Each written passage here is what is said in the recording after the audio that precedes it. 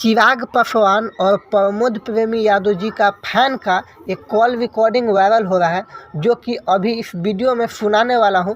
तो वीडियो को पूरा देखिएगा। पहले हम कॉल रिकॉर्डिंग सुनेंगे, उसके बाद आप लोग से हम बातचीत करेंगे। चैनल पर नए, चैनल को सब्सक्राइब कर दीजिए। चलिए पहले कॉल रिकॉर्डिंग सुनते हैं। Ready, 1 2 3 start. कौन भैया क्या होता चिराग भैया पे गाना आ जाता मार चिराग बेची है चोली नीतीश वाला लालू की नहीं है इतना औकात हो गया भैया उनका लोग के। हाँ चिराग चोरी भी बेची है राव सब बैठल बनी जा।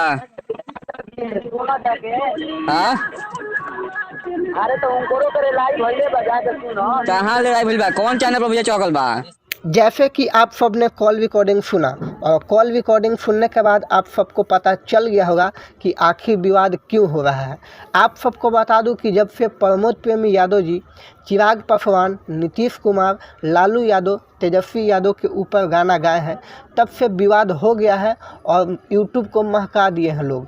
आप सबको बता दूं कि प्रमोद प्रेमी जी सुपरस्टार में गिनती होते हैं, तब पर भी इतना गंदा हरकत कर दिए जो कि इनको नहीं करना चाहिए था।